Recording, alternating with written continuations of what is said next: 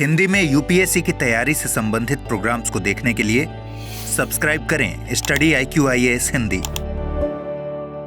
दोस्तों, पूरे विश्व की अगर बात करें तो भारत इकलौता ऐसा देश मिलेगा जहां कई सारे धर्म, कई सारी जातियां, कई सारी जनजातियां एक साथ मिलकर समन्वय के साथ रहती हैं।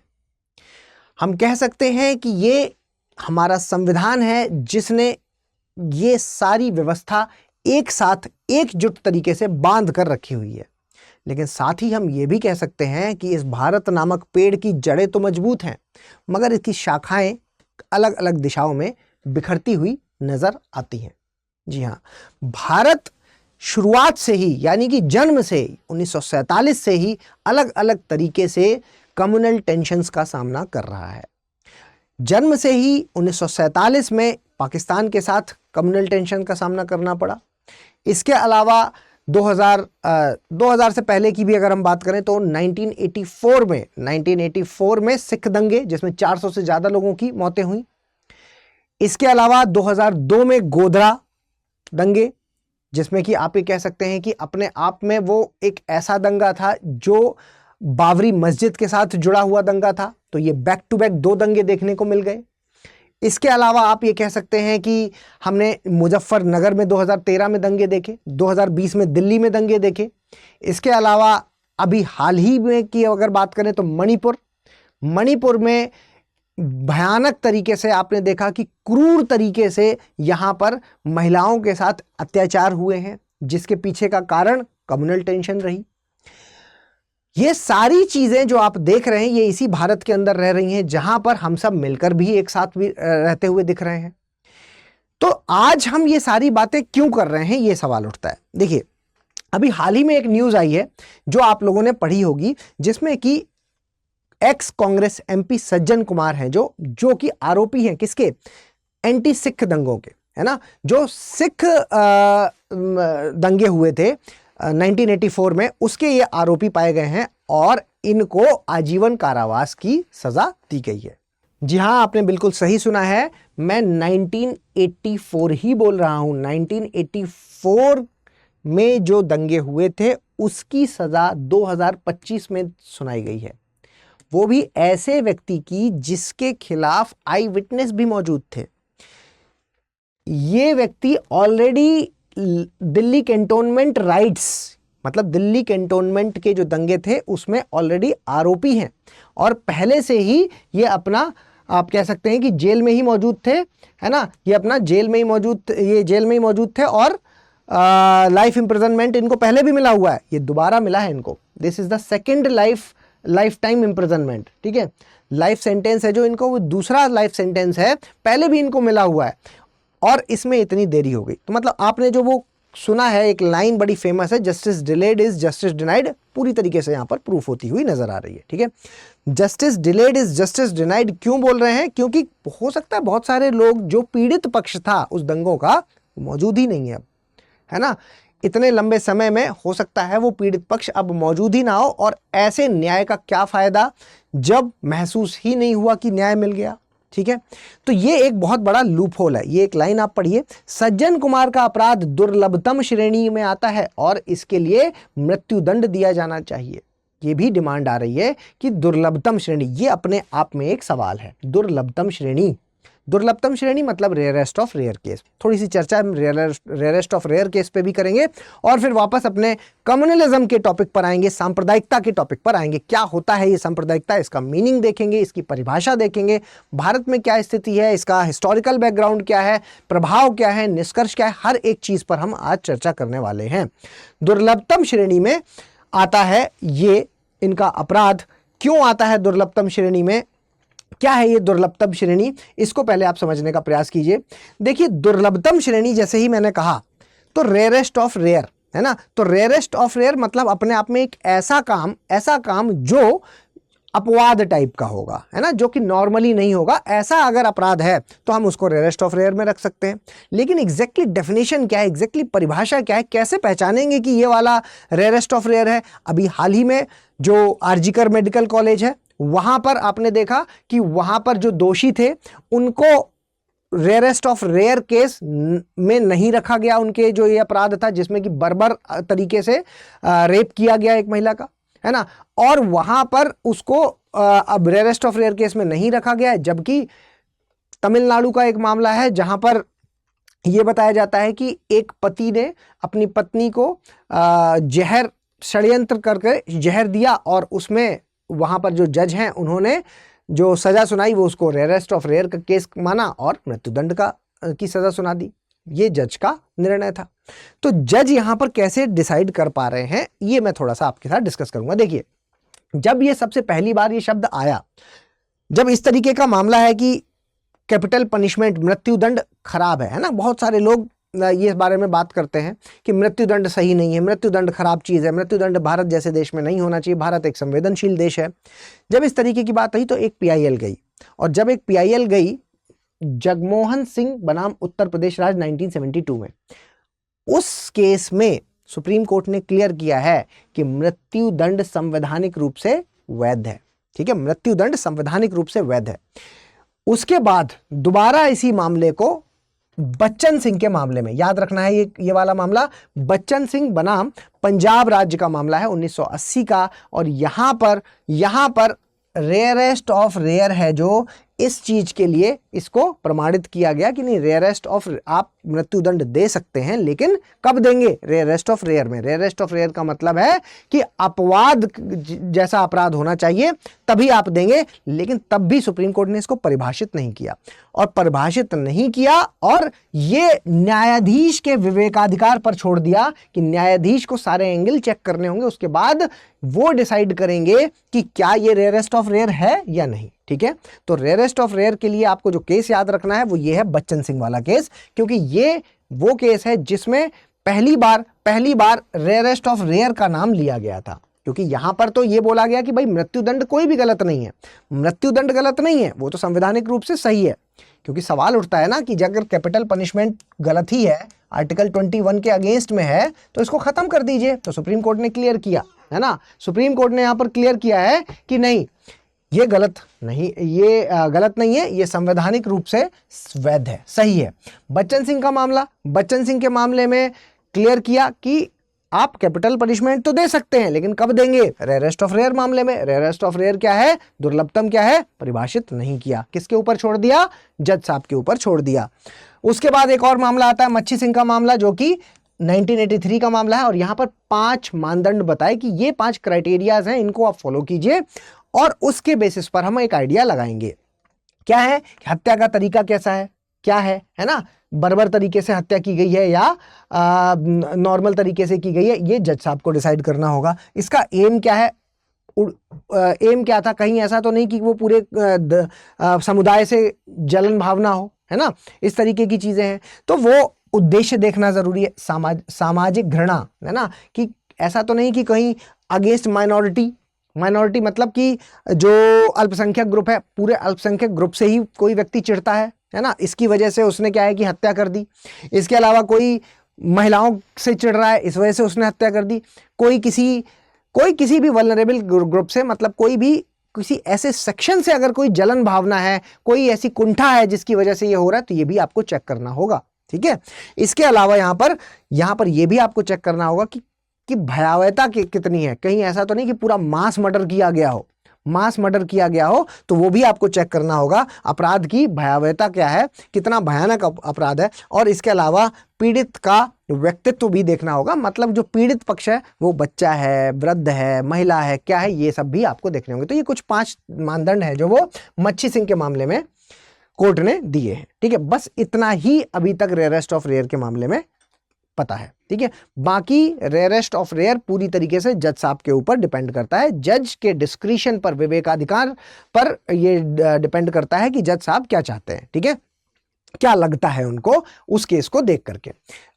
वापस अपने इस केस पर आते हैं, तो इस केस में देखिए तो हत्याएं हैं जो क्रूर और शैतानी तरीके से की गई हैं, जहां पर समाज की सामूहिक चेतना को झकझोर करके रख दिया। ठीक है, तो ये जो हत्याएं हैं, इन हत्याओं ने समाज की सामूहिक चेतनाओं को झकझोर के रखा। इसलिए यहां पर डिमांड किसकी की जा रही है? इसलिए डिमांड की जा रही है कि ये होना चाहिए आपका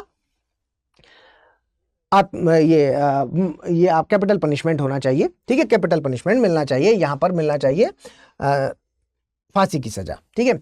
यह मामला सिर्फ व्यक्तिगत हत्याओं का नहीं है बल्कि पूरे समुदाय के खिलाफ अपराध का है, जो कि नरसंहार के बराबर है। पूरे समुदाय, मैंने अभी बताया ना क्राइटेरियाज में, अब समुदाय तो पूरे समुदाय के बारे में बात कर रहे हैं। दंगों के कारण सिखों का बड़े पैमाने पर पलायन हुआ है, जिससे उनके जीवन और आजीविका पर गंभीर असर पड़ा है। इसके अलावा ऐसी घटनाएं समुदायों के बीच विश्वास को तोड़ती हैं और सामाजिक सद्भाव को बाधित करती हैं। तो ये कुछ बातें बताई जा रही हैं कि देखो ये सब चीजें हुई हैं जिसमें कि ये एलिजिबल है व्यक्ति, ये व्यक्ति है जो ये एलिजिबल है किस चीज के लिए, दुर्लभतम श्रेणी में इसके अपराध को डालिए और इनको मृत्युदंड दीजिए, ये डिमांड हो रही है, ठीक है। तो खैर आपको पता है सजा हो चुकी है, सजा क्या है कि आजीवन कारावास, ठीक है। चलिए अब आते हैं अपने इस टॉपिक पर, क्योंकि ये मामला पूरी तरीके से किसके साथ जुड़ा हुआ है, कम्युनल टेंशन के साथ जुड़ा हुआ है। ये मामला पूरी तरीके से कम्युनलिज्म, सांप्रदायिकता के साथ जुड़ा हुआ। तो अब सवाल उठता है ये सांप्रदायिकता क्या चीज है। देखिए जब मैं अपने धर्म को बेस्ट बोलूं, सिंपल साधारण भाषा में रखते हैं, जब मैं अपने धर्म को बेस्ट बोलूं, हर किसी का अपना अपना धर्म अच्छा है, उसमें तो कोई प्रॉब्लम नहीं थी।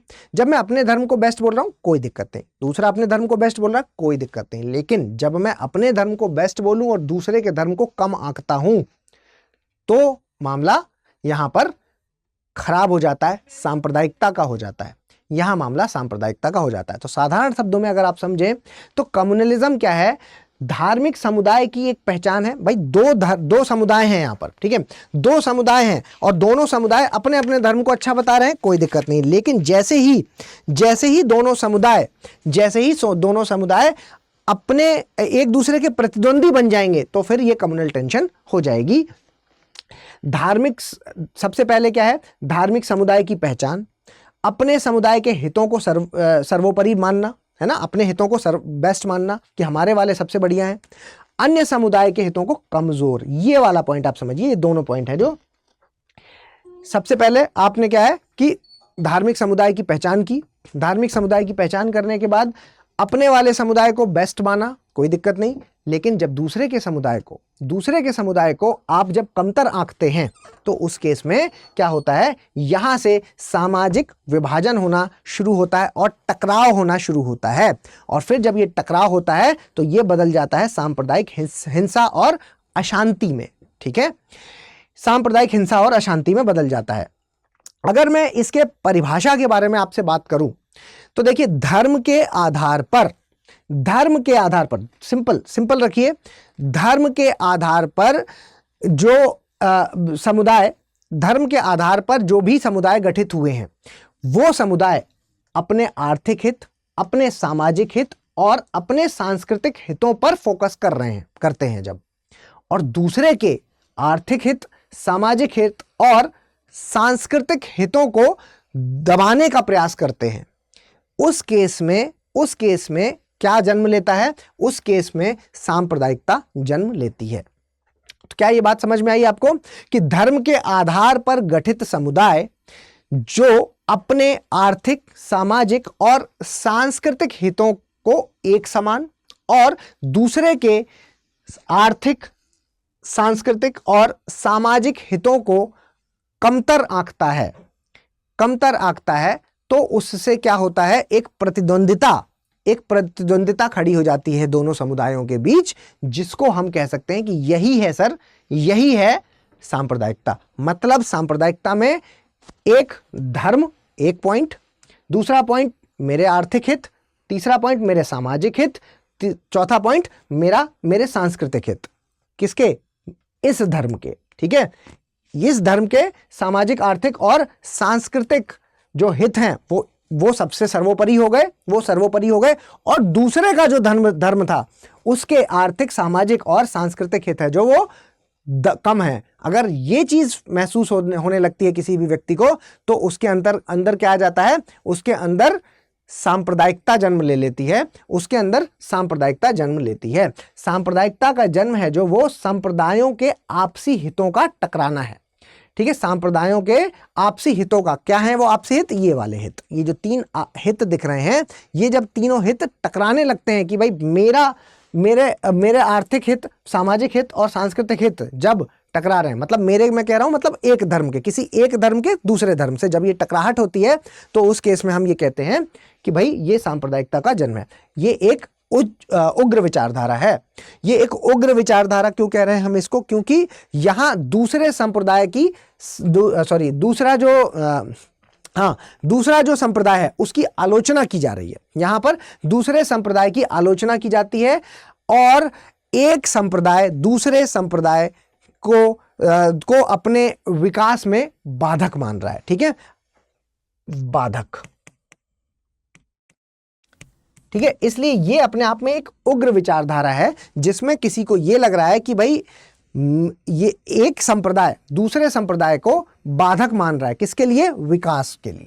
कि भाई मेरा विकास इसलिए नहीं हो पा रहा क्योंकि ये दूसरा वाला जो संप्रदाय है वो ज्यादा तेज आगे बढ़ रहा है ना, वो ज्यादा तेज बढ़ रहा है। अब उसके पीछे कुछ भी कारण हो सकता है, इनमें से कोई भी हित हो सकते हैं, किसी भी तरीके के हितों को इसके साथ लिंक किया जा सकता है। ठीक है, चलिए आगे समझिए। भारत में अगर हम सांप्रदायिकता के कारकों के बारे में बात करते हैं तो यहां पर आप समझिए कि कई सारे इसके कारक हैं। ऐतिहासिक कारक हैं, राजनीतिक कारक हैं, सामाजिक आर्थिक कारक हैं, मीडिया की भूमिका है, धार्मिक कारक है। ठीक है, तो ये सारे कारक हैं जो कि सांप्रदायिकता के कारक होते हैं।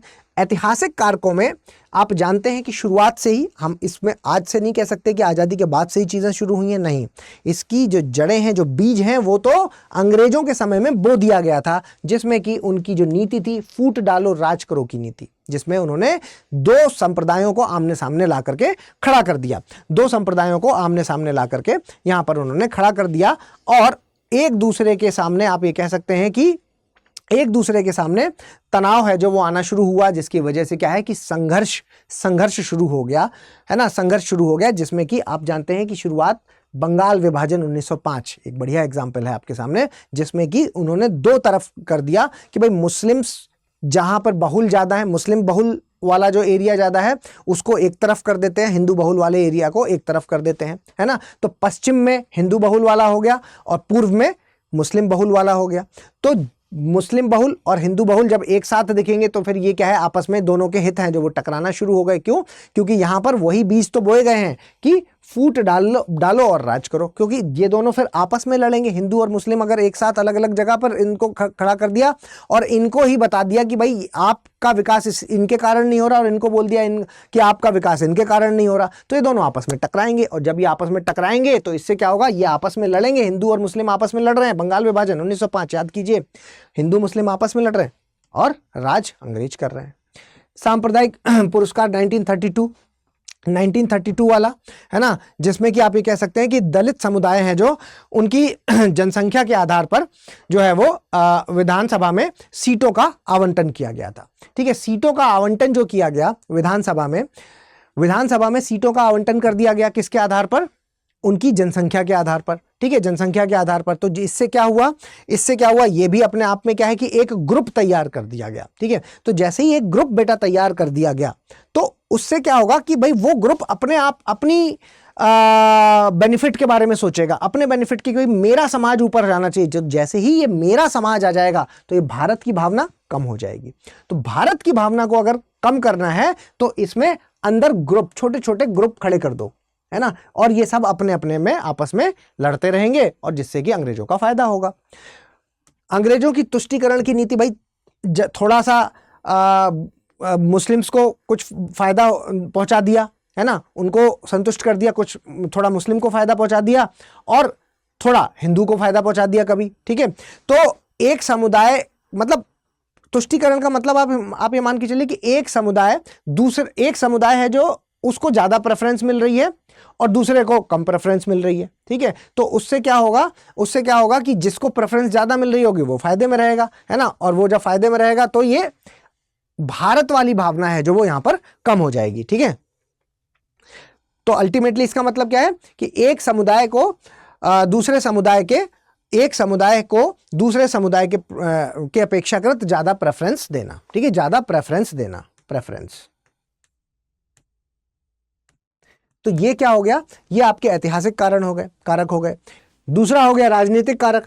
राजनीतिक कारकों की अगर हम बात करते हैं तो राजनीतिक कारकों में आप समझिए कि ये तो पॉलिटिक्स का सबसे बड़ा हथियार है कि भाई दो ग्रुप्स अलग अलग रखो, है ना, दो ग्रुप्स अलग अलग रखिए और जो राजनेता है जो उसको जब जिसका फायदा होगा उसकी तरफ होकर के वो फायदा अपना निकाल लेगा। तो सबसे बड़ा फायदा है तो यहां पर कि भाई धर्म के आधार पर पोलराइजेशन बहुत आसानी से हो जाता है, तो इसलिए पोलराइज्ड करना है तो उसमें राजनीति में इस चीज का बड़ा इस्तेमाल किया जाता है। तो राजनीतिक कारक भी है। सामाजिक आर्थिक सबसे बड़ी समस्या तो यही है, क्योंकि भाई भारत के हित होगा, अच्छा होगा, विकास होगा, बुरा होगा, इन सबसे ऊपर एक चीज आ जाती है, क्या, पेट भरा होना चाहिए।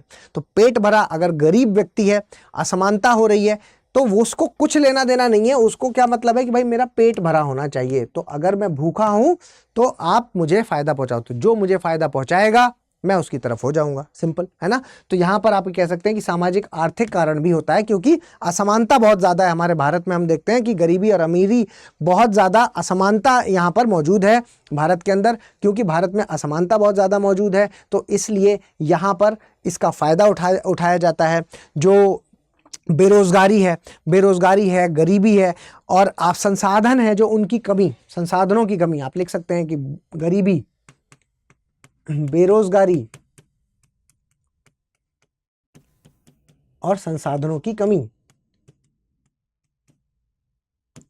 ये कुछ कारक ऐसे कारक हैं जो कि क्या है, सामाजिक और आर्थिक कारक बन जाते हैं, और ये भी सांप्रदायिकता के लिए बहुत ज़्यादा इंपॉर्टेंट कारक माना जा सकता है, इवन सबसे ज़्यादा इंपॉर्टेंट कारक माना जा सकता है। क्योंकि आप जानते हैं कि भीड़ को इकट्ठा करने के लिए सबसे अच्छा है पैसा, है ना। तो भाई जो गरीब है वही तो पैसे के लिए ये काम करेगा, है ना। जो जिसके पास नौकरी नहीं है, बेरोजगार है जो, वो अगर इस दिशा में मुड़ गया तो फिर सांप्रदायिक हिंसा करवाना या होना बहुत ज़्यादा आसान हो जाता है। मीडिया की भी बहुत बड़ी भूमिका है। मीडिया क्या दिखाता है ये बहुत ज़्यादा मैटर करता है। आप टीआरपी के लिए अगर कुछ कर रहे हो, सिर्फ आपको टीआरपी से ही लेना देना है, बाकी किसी चीज़ से कोई लेना देना नहीं है। आप मीडिया फोर्थ पिलर है, कॉन्स्टिट्यूशन का फोर्थ पिलर है, तो आपका जो काम है वो है सच को दिखाना, ना कि टीआरपी के लिए कुछ भी दिखाना। लेकिन जनरली आजकल जो हमारा मीडिया है वो आप कह सकते हैं कि अपनी टीआरपी के लिए जानबूझ करके उन चीजों को ज्यादा दिखाता है जिससे लोगों के अंदर, जिससे आप ये कह सकते हैं कि लोग हैं जो वो एक तरफ हो जाते हैं। लोग जो देखना चाह रहे हैं, जिनकी जनसंख्या ज्यादा है, जिस वक्त जिसका पलड़ा भारी है, उसको वो दिखाओ, ठीक है। तो वो नहीं, जबकि सच दिखाना चाहिए जो है। तो वो यहाँ पर क्या है कि मीडिया का फेलियर एक आप कह सकते हैं कि मीडिया का एक बहुत इंपॉर्टेंट रोल है, क्योंकि मीडिया क्या काम कर रहा है, पूरे विश्व में इंफॉर्मेशन के थ्रू सबको जोड़ने का काम कर रहा है। और वो जिस तरीके से दिखाएगा, बार बार अगर एक ही चीज को आपको दिखाया जा रहा है, तो आपके दिमाग में अपने आप ही वो चीज सेट हो जाएगी, और अगर वो दिमाग में सेट हो गई तो आप वैसा ही आपका बिहेवियर बन जाएगा, वैसा ही उस समुदाय के लिए आपका रवैया बन जाएगा। तो एक समुदाय के प्रति अगर मान लीजिए कि मीडिया को खरीद लिया जाए और मीडिया को अगर आप कह सकते हैं कि अगर मीडिया का खुद का झुकाव दूसरी तरफ हो जाएगा, तो फिर क्या हो सकता है कि एक पक्ष है जो वो हमेशा कमजोर नजर आएगा, और दूसरा पक्ष है जो वो भारी नजर आएगा। वो कौन सा पक्ष होगा कमजोर वाला? जिसको मीडिया ने कमजोर दिखाया। असली में कोई कमजोरी नहीं है, कोई ऐसी नाराजगी नहीं है, सब साथ में मिलकर के रहे। लेकिन अगर मीडिया इस तरीके से दिखाएगा तो क्या होगा कि आप ये कह सकते हैं कि मतलब एक ऐसी भावना है जो वो आसानी से आ सकती है लोगों के मन में, एक ऐसी भावना लोगों के अंदर आ सकती है जो कि एक सही भावना नहीं है, ठीक है। तो मीडिया की भूमिका बहुत ज़्यादा इंपॉर्टेंट हो जाती है। इसके अलावा धार्मिक मुद्दे तो है ही हैं, कि क्योंकि सांप्रदायिकता का पूरा मामला है जो वो धर्म के साथ जुड़ा हुआ है, क्योंकि तो इसलिए आप ये कह सकते हैं कि धार्मिक मामला तो है ही है, क्योंकि धर्म एक ऐसी चीज है जिसमें तब तक तो कोई प्रॉब्लम नहीं है जब तक धर्म जिस लेवल पर समानता क्रिएट कर रहा है, उतने ही लेवल पर कट्टरपंथी क्रिएट करता है, कट्टरपंथी, ठीक है। क्योंकि बेटा जहां पर सभी धर्म बहुत बेहतर है, सभी धर्मों में समानता ही सिखाई जा रही है, लेकिन जैसे ही धर्म कट्टरपंथी में बदल जाता है कि भाई मेरा धर्म बेस्ट है, तो वहां पर सांप्रदायिकता आ जाती है। ठीक है, वहां पर सांप्रदायिकता आ जाती है। आगे चलते हैं, सांप्रदायिकता के प्रभाव समझ लेते हैं। थोड़ा सा प्रभाव के बारे में अगर बात करें तो राष्ट्र की एकता व अखंडता के लिए ये एक खतरा है, सांप्रदायिकता, बिल्कुल, है ना। जब दंगे होंगे, अगर इस तरीके की चीजें होंगी, दंगे होंगे, बात पर सांप्रदायिकता है जो वो अगर अपने आप कह सकते हैं चरम पर होगी, तो आप मणिपुर वाला मामला लीजिए। मणिपुर वाले मामले को लेकर के आप ये देख सकते हैं कि एथनिसिटी की वजह से ही तो हो रहा है भाई। वहां पर क्या है, नागा, कुकी और मेइती, है ना। नागा कुकी एक तरफ, मेइती एक तरफ, ठीक है। तो ये आपस में क्या है, एक आप कह सकते हैं कि संप्रदाय ही तो है जो कि एक साथ जुड़े हुए हैं, है ना। कि भाई ये हमारे हित, और कैसे हित हैं इनके, आर्थिक हित है, आप कह सकते हैं सामाजिक हित है, ठीक है। तो हित यही है इनके, और ये आपस में टकरा रहे हैं, तो राष्ट्र की एकता और अखंडता के लिए एक बहुत बड़ा खतरा हो जाता है। राष्ट्र के विकास में बाधक हो जाता है। जहां पर प्रोडक्टिविटी होनी चाहिए, जहां पर हमें इस वक्त बात करनी चाहिए कि हमारा साइंस, रिसर्च एंड डेवलपमेंट में कैसे हम ग्रो करेंगे, वहां पर सांप्रदायिक दंगे हो रहे हैं। अगर दंगे हो जाते हैं तो जो यूथ है वो दिशा भटक जाता है, वो दूसरी तरफ चला जा रहा है, ठीक है। राष्ट्र की सुरक्षा को खतरा, है ना। यहां पर जैसे ही अगर ये पता चल गया कि भाई ये वाला एक ग्रुप है जो अपने आप को असहज महसूस कर रहा है, जो अपने आप में कमजोर महसूस कर रहा है, तो वो टारगेट ग्रुप बन जाएगा। टारगेट किसका टारगेट ग्रुप बन जाएगा? ये टारगेट ग्रुप बन जाएगा उन शक्तियों का जो भारत के विकास को होता हुआ नहीं देख सकते, जो चाहते हैं कि भारत का विकास ना हो। तो उसकी सुरक्षा को खतरा डालने के लिए अंदर का व्यक्ति चाहिए, अंदर के व्यक्ति को, है ना। इसको आप लिंक कर सकते हैं ऑर्गेनाइज्ड क्राइम से भी इसको लिंक कर सकते हैं। ये भी अपने आप में एक टॉपिक है जो कि एक्सप्लिसिटली मेंशन्ड है। ऑर्गेनाइज्ड क्राइम का मतलब यहां पर क्या होता है कि भाई अंदर का व्यक्ति, है ना, अंदर का व्यक्ति जब साथ आ जाता है, मतलब आप ये मान के चलिए कि दूसरे देश से कोई आएगा हेलीकॉप्टर में बैठ के बड़े आराम से टिकट कटा करके, और अंदर आते ही यहां का कोई व्यक्ति पैसे के लिए उसको क्या करेगा, रहने की सुविधाएं देगा, हथियार देगा, और जो जो उसको जरूरत है वो सारी चीजें उसको यहीं प्रोवाइड करा देगा, है ना।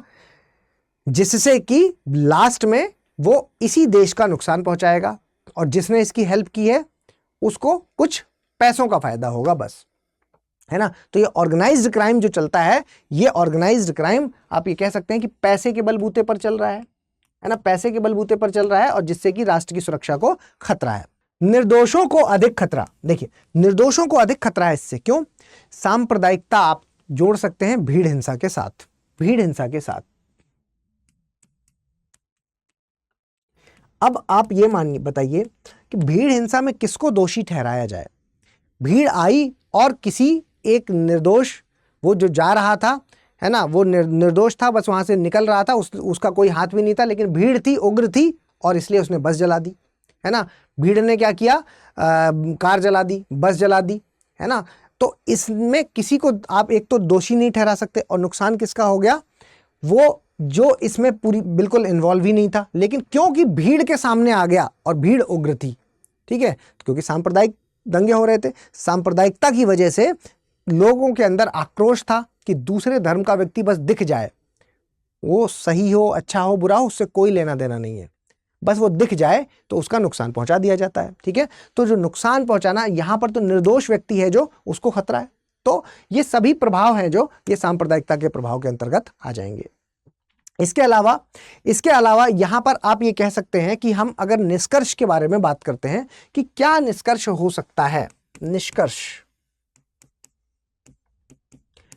तो देखिए साफ सुथरी राजनीति, एक साफ सुथरी राजनीति होनी चाहिए। अगर आप सॉल्यूशन चाहते हैं तो इसका यही सॉल्यूशन है कि साफ सुथरी राजनीति होनी चाहिए। धर्म के आधार पर लोगों को पोलराइज नहीं करना है, यूथ का काम है विकास करना, उसको विकास करने दिया जाए। आचार संहिता का पालन करना, आचार संहिता का पालन कीजिए कि जब मोरल कोड ऑफ कंडक्ट लगा हुआ है, आचार संहिता जब लगी हुई है, तो जो जो रूल्स हैं उसका आपको पालन करना है, न कि ऐसा करना है कि भाई मैं इस धर्म का व्यक्ति हूं और मैं अगर चुनाव में खड़ा हूं तो मुझे अपने धर्म के लोगों को पोलराइज करना है ताकि मुझे वोट ज्यादा मिले। सांप्रदायिकता फैलाने वालों के खिलाफ कार्रवाई, अगर इनकेस पता चलता है तो यहां पर पावर नहीं होनी चाहिए कि ये पावरफुल है तो इसके ऊपर कोई कार्रवाई नहीं हो रही है, जो पावरफुल नहीं है उसको पकड़ के आपने डमी जेल में डाल दिया। नहीं, अगर पता चलता है कि इस तरीके की भाषणबाजी हो रही है जिससे कि सांप्रदायिकता फैल सकती है तो कार्रवाई होनी चाहिए। इसके अलावा सोशल मीडिया में सांप्रदायिकता सामग्री पर प्रतिबंध हेतु ठोस कदम, वेरी वेरी इंपॉर्टेंट। आजकल का नया तरीका सोशल मीडिया, क्योंकि देखिए पहले क्या था, जब सोशल मीडिया नहीं है तो आप भीड़ इकट्ठी कर लोगे तो कितनी कर लोगे, ठीक है, आपने भीड़ इकट्ठी कर भी ली तो उतनी नहीं हो पाएगी जिसको कंट्रोल कर पाना मुश्किल हो, ठीक है, उसको कंट्रोल सिक्योरिटी फोर्सेस आराम से कर सकती हैं। लेकिन अभी तो सोशल मीडिया का दौर है। दंगे पता चला कि दिल्ली में हुए हैं और उसका असर केरला तक देखने को मिल रहा है ना, उसका असर आपको पूरे भारत में देखने को मिल सकता है। क्यों? क्योंकि अलग अलग ग्रुप्स बन जाएंगे हर एक जगह पर। क्यों? क्योंकि ये सब तो विचारधारा का खेल है। तो अगर विचारधारा जिस भी जगह पर एक जैसी हो गई और उस जगह पर कोई ऐसा तत्व, असामाजिक तत्व मौजूद हो गया, कोई ऐसा तत्व अगर आ गया जिसने क्या किया कि सांप्रदायिकता को आग लगा दी, या सांप्रदायिकता में आप ये कह सकते हैं कि तेल डालने का काम कर दिया, है ना, तो फिर उससे क्या हो जाएगा कि कहीं पर भी, पूरा भारत में कहीं पर भी इस तरीके की खतरा या दंगे देखने को मिल सकते हैं। नैतिक गुणों का विकास, वेरी इंपॉर्टेंट। नैतिक गुणों का विकास भाई स्कूल एजुकेशन में इंटीग्रेट करना चाहिए। स्कूल एजुकेशन में इसको इंटीग्रेट कर देना चाहिए, ठीक है। इसके अलावा असमानता को कम करना, सामाजिक आर्थिक, जो मैंने बताया कि सबसे ज्यादा इंपॉर्टेंट तो यही है, क्योंकि भारत में हम देखते हैं कि लोग दंगे या भीड़ बनने के लिए, जो कि बाद में दंगे का ही रूप ले लेती है, तो भीड़ बनने के लिए बहुत कम रुपए में, मतलब बहुत सस्ते में लोग रेडी हैं। क्यों रेडी हैं? क्योंकि पैसे नहीं है, बेरोजगारी बहुत ज्यादा, गरीबी बहुत ज्यादा है, तो वो रेडी हैं कुछ भी करने के लिए चंद पैसों के लिए। इसके अलावा धर्मनिरपेक्षता को बढ़ावा देना, ठीक है, धर्मनिरपेक्षता को बढ़ावा देना, ठीक है, निरपेक्षता है, गलत लिख दिया, निरपेक्षता, ठीक है, धर्मनिरपेक्षता को बढ़ावा देना। धर्मनिरपेक्षता का मतलब है कि भाई धर्मनिरपेक्षता को आप ऐसे समझ लीजिए कि सेकुलरिज्म, इसका मतलब यहाँ पर कि भाई भारत एक ऐसा देश है, भारत कैसा सेकुलर कंट्री है, भारत का सेकुलरिज्म थोड़ा सा अलग है। भारत के सेकुलरिज्म के बारे में बात करें तो भारत का जो सेकुलरिज्म है वो ये कहता है कि भारत में सभी धर्म एक साथ रह सकते हैं, और भारत देश का कोई धर्म नहीं होगा, है ना, भारत देश का कोई धर्म नहीं है, लेकिन भारत के भीतर जितने भी धर्म हैं उनका सबका आदर सम्मान किया जाएगा, जिसमें आपको पावर भी दी गई है ना, राइट टू रिलीजन। आप ये कह सकते हैं कि सर फंडामेंटल राइट के तहत भी हमें इसमें पावर भी दी गई है कि सभी धर्म यहाँ पर आसानी से एक साथ रह रहे हैं, ठीक है, रह सकते हैं। और भारत का सेकुलरिज्म तो यही है। तो जब भारत के संविधान में ने जो चीज़ कह दी है कि भारत का सेकुलरिज्म क्या है, उसने जब क्लियरली बता रखा है, तो यहाँ पर धर्मनिरपेक्षता को बढ़ावा देना चाहिए, ठीक है। तो ये कुछ सॉल्यूशन आपको पता होने चाहिए। इसके अलावा एक चीज जो मुझे आपके साथ डिस्कस करनी है वो क्या है, वो है भाई, अब देखिए 2025 में अगर आप पेपर देना चाह रहे हैं, 2025 में पेपर देना चाह रहे हैं, तो ये SIP का लास्ट बैच है, SIP का यानी कि सक्सेस इन प्री का। तो 2025 वालों को इस वक्त रिवीजन की जरूरत है और MCQs की जरूरत है। तो MCQs की प्रैक्टिस और रिवीजन आपको जब अगर लाइव क्लास के माध्यम से करना चाहते हैं तो ये लास्ट बैच है, 4,999 इसकी फीस है। ओम लाइव कोड का इस्तेमाल करेंगे तो ही ये प्राइस आपको मिलेगा।